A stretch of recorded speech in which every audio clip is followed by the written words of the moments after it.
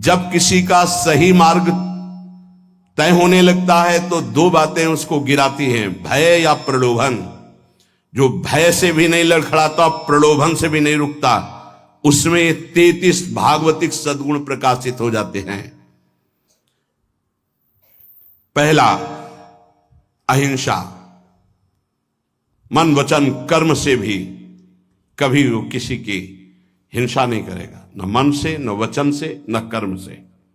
धर्म का अलग अलग उपदेश है, स्थान, व्यक्ति, योग्यता, अधिकार के अनुसार।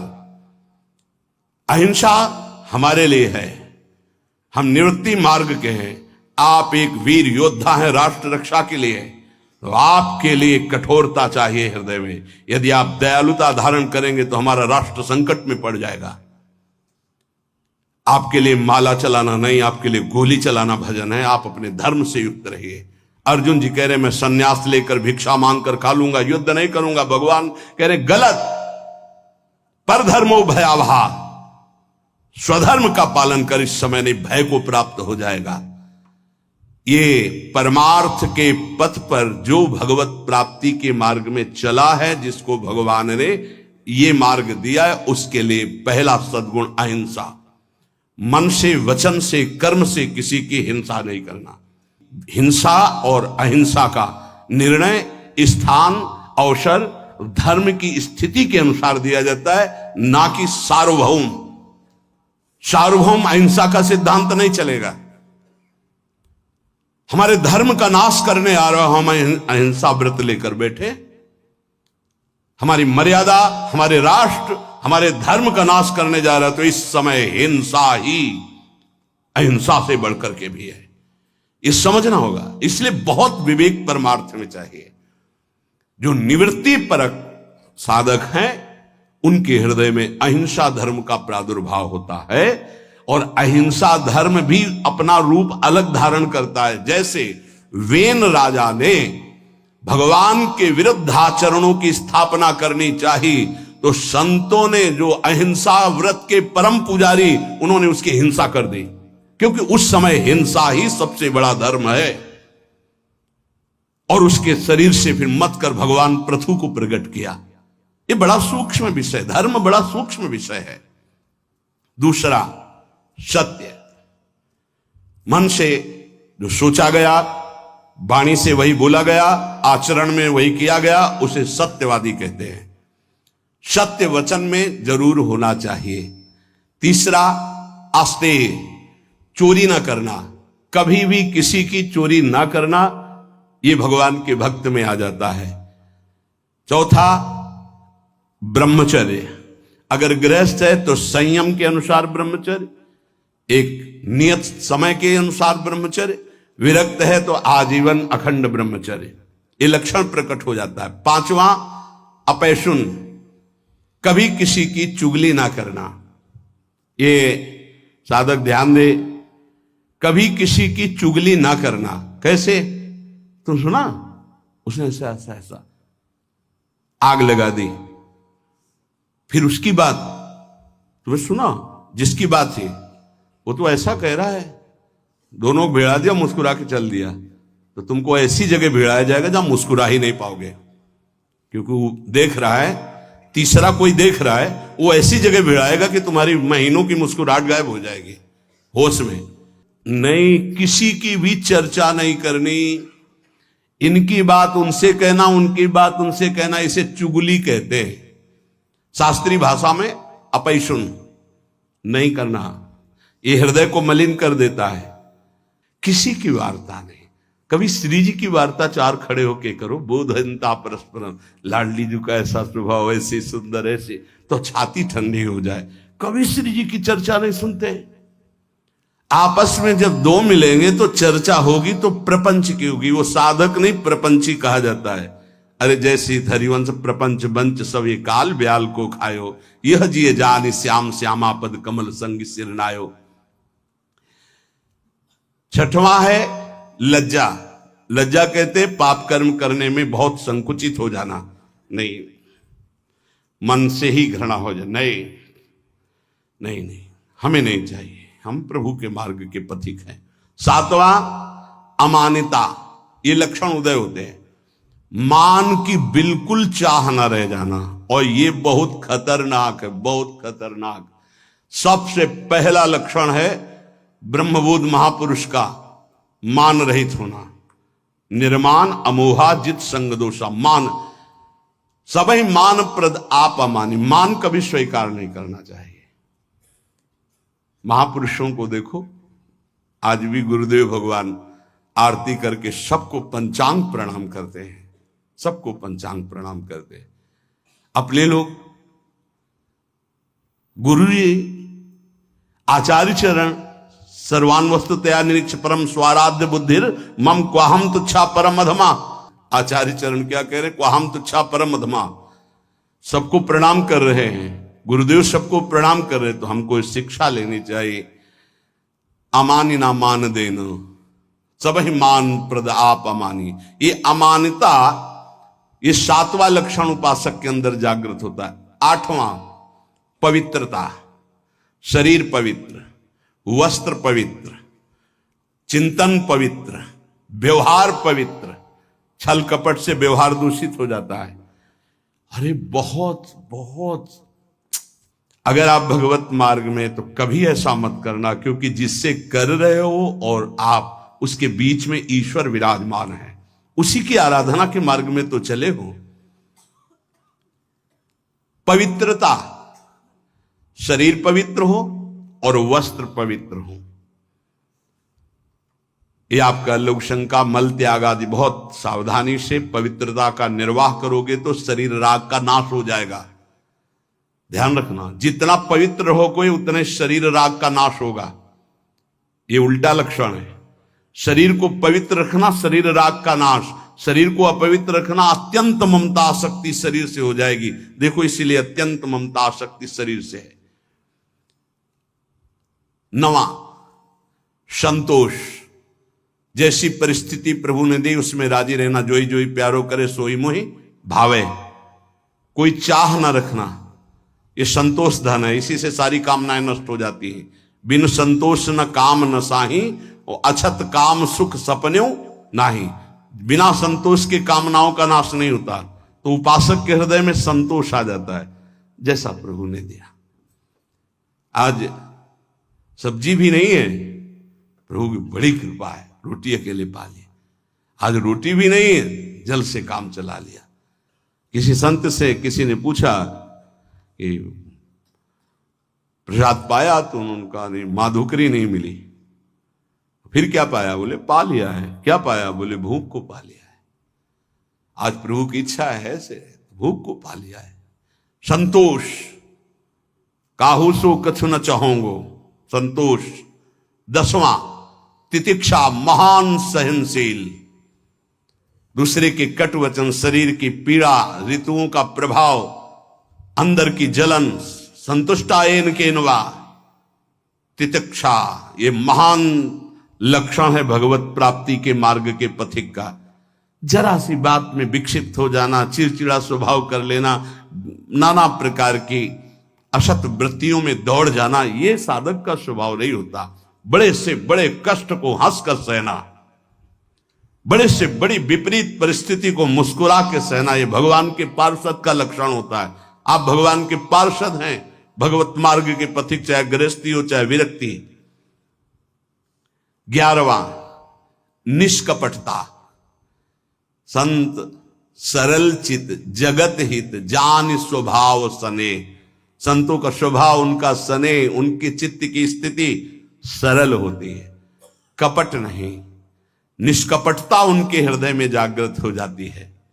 12वां संत संग में अत्यंत गाढ़ प्रेम आसक्ति, ये पैदा हो जाए भगवत कृपा पात्र के अंदर। 12वां संत संग, सत्संग, भागम भाग मच जाएगा। कैसे मैं सत्संग में आगे बैठूं जिससे मैं वक्ता के मुखारविंद पर चातक की तरह दृष्टि रख करके उनके वाक्यों का पान स्वाति की बूंद की तरह करूं। सच्चे श्रोता का लक्षण, मैं भाग कर जाऊं और उनको देखता रहूं और उनके वाक्य जो निकल रहे हैं उनका पान करूं श्रवणेन्द्रिय के द्वारा। 13वां संत सेवा की भूख। ये प्रकट हो जाती पक्का। मैं साधु हूं ऐसा नहीं रहता, यही रहता है भगवान कब ऐसी कृपा करेंगे कि संत सेवा हो जाए। एक साधक कह रहे थे कि जब संत सेवा होती है, उनके दर्शन सेवा का अवसर मिलता है, तो ऐसा लगता है कि ये कभी बंद ना हो और जीवन भर मुझे साधु सेवा मिलती रहे। बहुत अच्छा लगा कि हम लोग जब उनकी सेवा में खड़े होते तो एक अलौकिक आनंद मिलता है। संत सेवा की भूख जग जाना। बड़े भावुक जन होते हैं, बड़े भावुक जन होते हैं। इससे बहुत बड़ा प्रभाव पड़ता है, बहुत बड़ा हृदय में प्रभाव पड़ता है। एक संत थे जो कभी सेवा स्वीकार नहीं करते थे, तो बाहर उस समय शौच जाने को होता था, तो जहां वो बाहर शौच जाते थे, तो एक भगत थे, वो कभी शिष्य नहीं बनाते थे संत। तो कैसे सेवा करें, कहीं कुटिया में सेवा को तो अवसर ही नहीं था, तो जब शौच हो जाते तो शौच को गड्ढा खोद करके ऊपर से रथ से पाट देते। तो पहले जिस एरिया में शौच जाते थे तो उनको दिखाई देती थी पड़ी, साफ साफ एकदम ऐसे। महीनों हो गया, तो एक दिन छुप करके देखा, तो वो कर नजदीक गए, कहा भाई ऐसी ये वृत्ति आप करते हो मुझे पसंद नहीं, आप क्यों करते हो? उनका भगवान मुझे लगा था कि संत सेवा करना चाहिए, आप प्रगट में कोई वही उन्हीं को शिष्य बनाया और अपनी सारी आंतरिक धरोहर उनको सेवा से बहुत, पर सेवा ऐसी छुप कर या कोई जान न पावे या उसको जनाने की चेष्टा ना हो, उससे मान सम्मान प्रियता प्राप्त करने की इच्छा ना हो, ये सेवा का भाव बड़ी कृपा से प्राप्त होता है। संदीपनी जी अपने गुरु जी की सेवा के प्रताप से ही जगत गुरु भगवान श्री कृष्ण के गुरु बनने का पद प्राप्त किया। सेवा में बड़ी सामर्थ्य है। स्वयं रघुनाथ जी गुरु सेवा संत सेवा के इतने इच्छुक कि विश्वामित्र जी की आज्ञा में रहे, उनके साथ साथ रहे, उनके चरण दबाए, उनके जिनकी आज्ञा का पालन समस्त वैदिक ब्रह्म ऋषि सिद्धांत पूर्वक करते हैं, वो प्रभु आज्ञा पालन कर रहे हैं। विश्वामित्र जी की हर कदम पर आज्ञा लेकर जा रहे हैं। 14वां तप कहते हैं मन में आए हुए विकारों को सह जाना, उसके अनुसार भोग क्रिया न करना, वो जो ताप होता है उसे सह जाना तप कहते हैं। अपने परमार्थ मार्ग में चलने में जो कष्ट मिलता है उसको हंस के सह जाना, उसे तप कहते हैं। जैसे किसी को भी नींद ना आती हो तो इस समय आराम से आ जाएगी घर में आराम से, लेकिन आप नींद का त्याग करके तो प्रणाम करते हैं। कहते हैं कलयुग चल रहा है, प्रणाम करते 10-10 20-20 हजार लोग मार्ग में, अगर हम वहां से 2:15 बजे निकलते हैं तो वो कै बजे से लगे होंगे, कै बजे खड़े रहे होंगे, कहां से आए होंगे, और किसी के चेहरे में कोई निराशा नहीं, नाचते हुए उत्साहित होते। मुझे तो सतयुग दिखाई दे रहा है, सब राधा राधा राधा राधा राधा। कहां उनकी नींद है, कहां उनकी सुविधाएं? छोटे छोटे गोद में बच्चे लिए धक्का खाते हुए खड़े हुए, बलियारी उनको प्रणाम है। क्या देखने के लिए खड़े हैं? क्या मिल जाता है उनको? ना एक चाय मिलती, ना एक लड्डू मिलता है, ना उनको ऐसे भी तो नहीं होता कि, और ऐसे है भी क्या? आया क्या कुछ तुम्हारे पास है? ऐसे कुछ आया क्या? कुछ नहीं, कुछ नहीं। नहीं तो हम कर तो रहे नहीं, लोग ऐसे नहीं। अगर कुछ आया हो तो बताओ, कुछ नहीं आया। राधा राधा राधा आया, बोलो या ना बोलो, राधा राधा राधा कान में आया, श्रवण में सुना, तुम्हारा मंगल हो गया। कैसे भगवान की कृपा पात्र जन हैं। अपने तो संत नहीं है, संतों की चरण धूलि के आश्रित हैं। वो केवल संत दर्शन मात्र के लिए दूर दूर से गाड़ियों से आकर के रोड में खड़े। आप सच्ची मानिए, जब दृश्य देखिए वहां पार्क उधर से जब मुड़ते हैं तो दोना पत्तल कीचड़, जहां कूड़ा है वहां वो खड़े हैं। तो उनके चरणों में मन प्रणाम करता है कि उनको ये नहीं कि मैं कीचड़ में घुसा खड़ा हूं या ये अशुद्ध दोने पत्तल उनके ऊपर खड़ा हूं, वह कहीं से भी दर्शन हो जाए मैं खड़ा हूं। प्रणाम है। तप अपने धर्म के पालन में जो कष्ट मिलता है उसको सहना। अपने धर्म के पालन में जो कष्ट है उससे, जैसे आप संयम से चल रहे तो काम वेदना जागृत हो रही, कोई आपको कटु वचन कह रहा तो क्रोध वेदना आ रही, आप अपने परिवार के मोह का पोषण नहीं कर रहे तो मोह जला रहा है, आपके पास अर्थव्यवस्था नहीं तो लोभ आपको सता रहा है, कई तरह की ऐसी वेदनाएं ताप हैं, पर साधक उधर ध्यान न देते हुए वो भगवान की तरफ बढ़ता, उसे ही तपस्वी कहते हैं, भारी तपस्या इसे कहते हैं। 15वां स्वाध्याय, अपनी वाणी जी का गायन और शास्त्र सिद्धांतों का स्वाध्याय। ये अगर आप नहीं भी करते हैं तो सुनने को मिल रहा है आप सबको, स्वाध्याय करने की रुचि बढ़ जाती है। देखो, जिनका हृदय अपवित्र है, जब वाणी जी होगी यहां बैठेंगे नहीं, यहां नहीं बैठेंगे, आपको बाहर मिलेंगे, क्योंकि मन बर्दाश्त नहीं कर पा रहा वाणी जी के श्रवण में। और जिनका मन निर्मल है, शांत वाणी जी में दृष्टि, उधर गायन हो रहा, कान में पड़ रही, अहो भाग्य, बैठे रहो, ये बंद करो, जो उद्दंडता है मन की बंद करो। सम दम, सम इंद्रियों को बहिर्मुख होने से बचाओ और अंतर्मुख रखो। दम मन का निग्रह करो, मन जो भोगों की तरफ जा रहा है उसे प्रभु की तरफ लगाओ, बार बार हटाकर भोगों से प्रभु की तरफ लगाना मनोनिग्रह, और इंद्रियों को विषयों से हटा करके बार बार प्रभु की तरफ लगाना इंद्रिय निग्रह। शम दम, दान विनय, ये 17वां दान। अगर आपके पास 100 रुपए हैं, किसी को बीमार देख रहे हो, कष्ट में देख रहे हो, या साधु सेवा या गौ सेवा जो हमारे धर्म के स्तंभ हैं, अगर 1 रुपए भी दे देते हो धर्म की कमाई का, तो बहुत बड़ा वो दान है। बेईमानी करके आप 1 लाख देते हो, उसका कोई महत्व नहीं है, क्योंकि वो बेईमानी करने जिसके पास जाएगा उसकी बुद्धि को भ्रष्ट करेगा। धर्म के द्वारा कमाया हुआ यदि 1 रोटी भी दे देते हो तो वो दान माना जाता है। और अगर कहीं ये मानकर दे देते हो कि आपकी वस्तु आपको समर्पित, तो सेवा बन जाती है। विनय, आपका व्यवहार विनय पूर्वक होना चाहिए। सबहिमान प्रद आप अमानी, विनय इसी में आएगा। हंस बोले बहुमान दे, तरुषम सहनशीलता होए, परम उदार कहे सब कोई, सोच न मन कबहू करे, कब जब वृत्ति भगवदाकार हो जाए तब। नहीं, पहले प्रवचन में कहा है कि नारियल जैसा स्वभाव होना चाहिए, ऊपर से जटिल और कठोर और अंदर से मृदु। अगर ऊपर से मृदु रखोगे तो घायल हो जाओगे, तुम्हारी सामर्थ्य नहीं कि माया के आक्रमण को सह पाओ। एक बार जो तुम्हारी तरफ देखे, दोबारा प्रियता भरी नजर से ना तुम देखो ना वो देखे, जब तक भगवत साक्षात्कार। इसीलिए उत्तम साधकों को देखा गया गंभीर मुद्रा, हिम्मत ही नहीं पड़ेगी कि तुम उनसे संभाषण कर लो, पक्का तुम्हारी हिम्मत नहीं पड़ेगी कि बात करो। अगर तुम्हें श्री हरिवंश भी कहना है तो एक बार सोचना पड़ेगा, वही जाकर सिद्धावस्था को प्राप्त होते।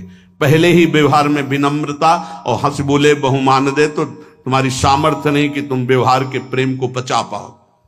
विनय। 18वां आर्जव, आर्जव कहते हैं सरलता को।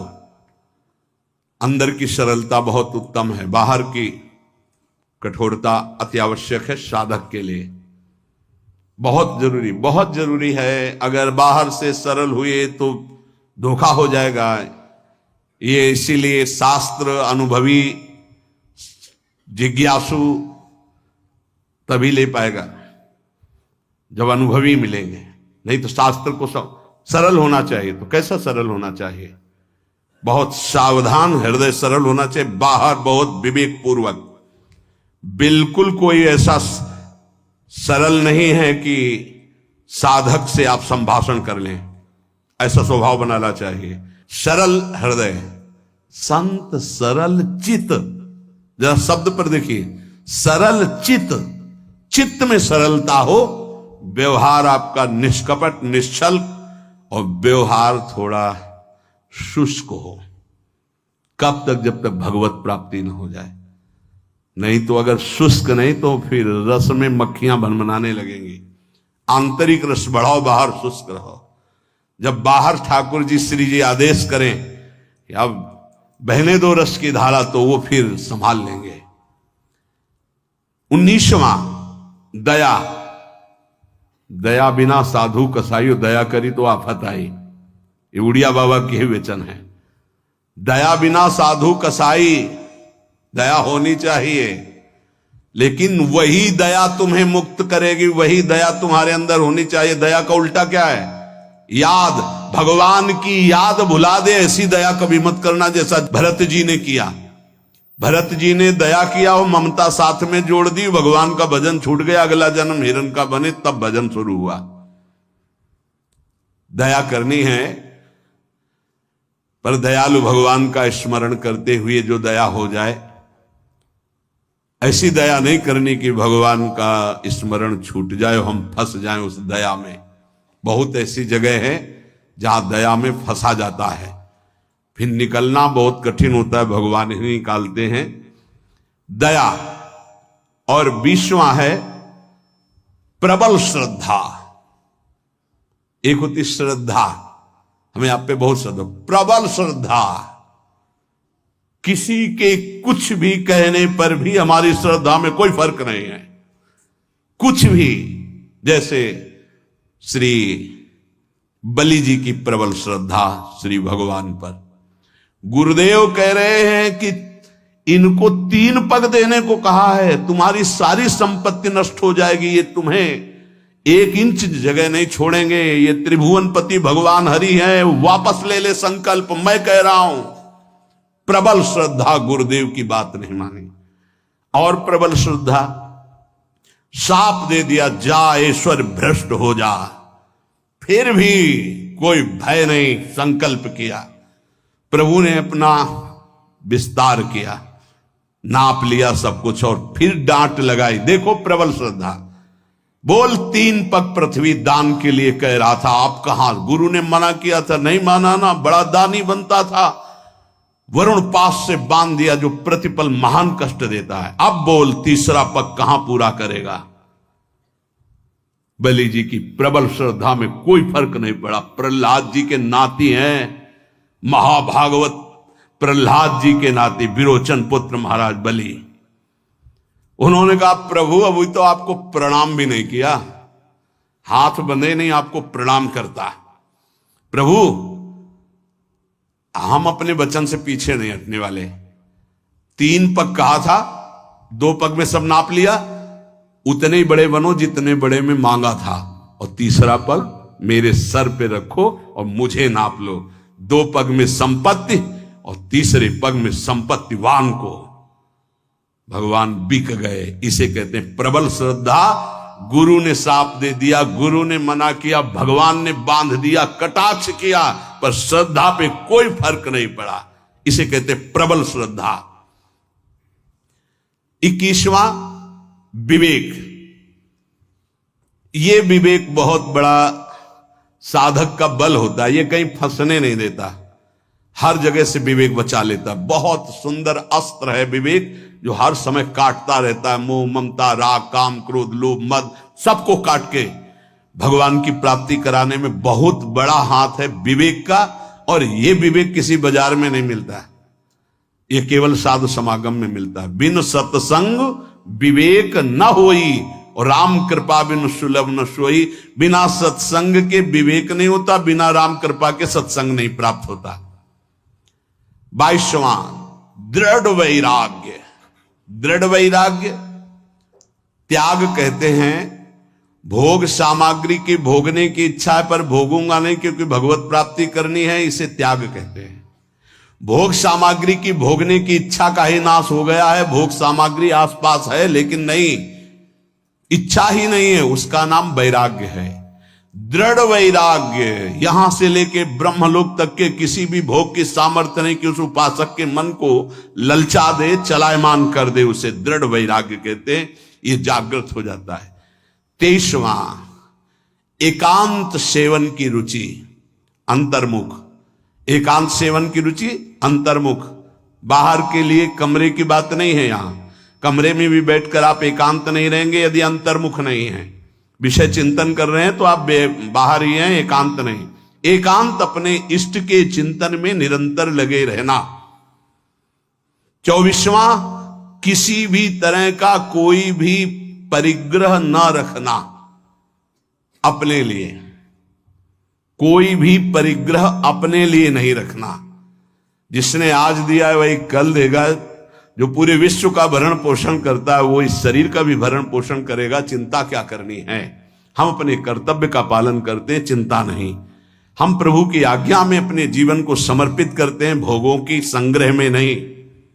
अपरिग्रह, अपरिग्रह दो प्रकार का होता है।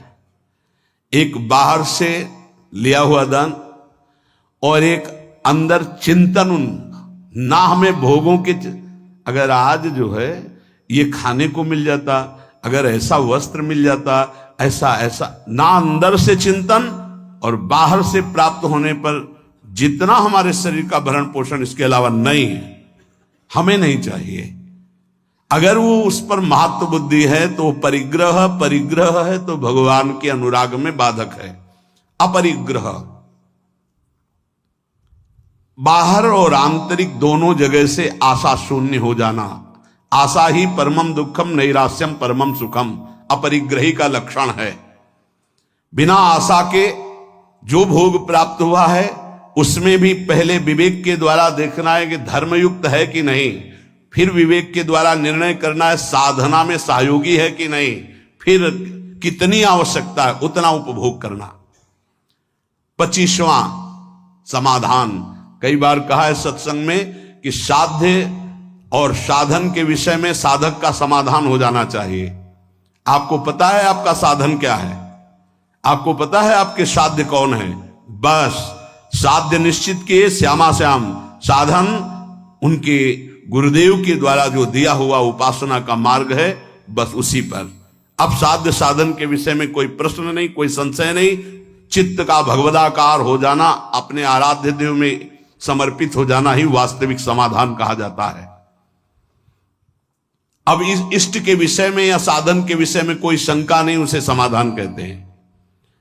26वां उपरति, वैराग्य के ऊपर का हिस्सा है। वैराग्य में तो भोग सामग्री है पर भोगने की इच्छा नहीं है। उपरति में भोग सामग्री है ऐसा बोध भी नहीं रहता, एकमात्र केवल परमात्मा बुद्धि, ये उपरति जागृत हो जाती है। 27वां भगवत तेज, जिससे सब भयभीत रहते हैं उसे भगवत तेज कहते हैं। कोई भी त्रुटि गलती करोगे, कोई भी धर्म विरुद्ध आचरण करोगे, तुम्हारा मन सामने आने के लिए नहीं कह पाएगा।